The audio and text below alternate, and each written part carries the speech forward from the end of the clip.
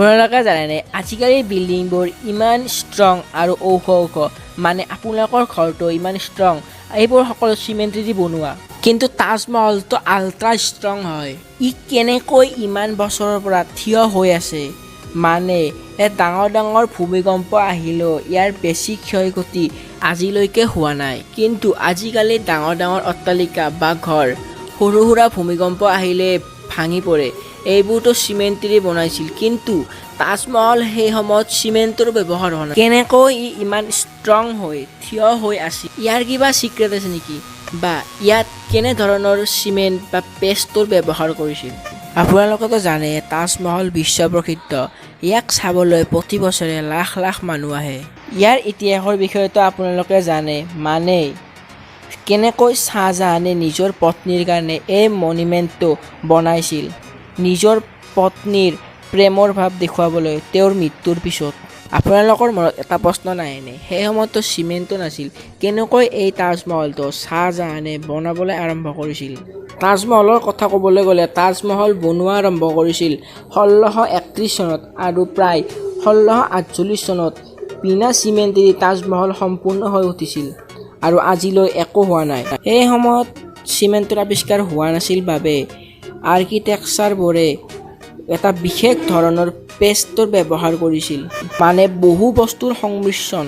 এটা কথা কওঁ, মানে চিমেণ্টৰ আৱিষ্কাৰ 1824 চনত জোচেফ এছপেডিন নামৰ ইংলেণ্ডৰ এজন ইণ্টেলিজেণ্ট মানুহে আৱিষ্কাৰ কৰিছিল।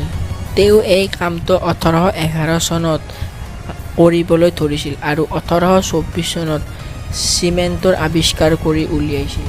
পৃথিৱীৰ প্ৰথম চিমেণ্ট কোম্পানীটো তেওঁৱে আৱিষ্কাৰ কৰিছিল, পৰ্টলেণ্ড চিমেণ্ট। যেতিয়া চিমেণ্টৰ আৱিষ্কাৰ হৈছিল তেতিয়া তাজমহল সম্পূৰ্ণ হৈ উঠিল। তাজমহলৰ পাথৰৰ কথা ক'বলৈ গ'লে ইয়াত বহুত ৰেয়াৰ পাথৰ লগোৱা হৈছিল, যেনে একি, মেগনাইট, ফিৰজা, লেডৱৰ্ড, মেংগা, লেচেনিয়া, পিটুনিয়া, টেমৰা, এক্সেট্ৰা। আৰু ইয়াত আল্ট্ৰা ৰেয়াৰ পাথৰো লগোৱা হৈছিল, তেলাই, পেজহেৰ, আজুবা, ডকৰ, মকনাটিছ। এইবোৰ আল্ট্ৰা ৰেয়াৰ পাথৰবোৰ চাহজাহানে ক'ৰ পৰা কেনেকৈ আনিছিল এইটো আজিও ৰহস্য হৈছে, কিন্তু চাহজাহান এইবোৰ কাৰণে তেওঁ সুনামৰ লেখত ল'বলগীয়া এজন ব্যক্তি। আৰু চিমেণ্টৰ সলনি যি পেষ্ট ব্যৱহাৰ হৈছিল সেইটো গুড়, বাতাচা, বেলৰ পানী, দালি, দৈ, সৰু শিল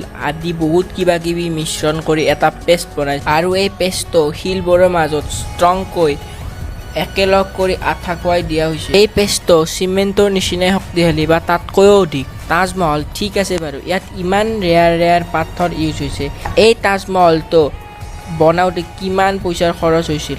তো আপোনালোকেতো জানে সেই সময়ত 1 টকাৰ ভেলুৱে কিমান বহুত বেছি আছিল। তাজমহলৰ সকলো লগাই মেলাই সকলোবোৰ কমপ্লিট কৰি ইয়াৰ কষ্ট প্ৰায় 1 পৰা 2 বিলিয়ন US$, মানে প্ৰায় 8,000 পৰা 10,000 কৰোৰ টকা। আৰু কিছুমান মানুহৰ মতে 10,000 পৰা 20,000 কৰোৰ টকা। ভিডিঅ'টো ভাল লাগিলে লাইক, শ্বেয়াৰ, কমেণ্ট কৰি দিব, আৰু এনেকুৱা ইণ্টাৰেষ্টিং ভিডিঅ' চাবলৈ আমাৰ চেনেলটো ছাবস্ক্ৰাইব কৰি দিব।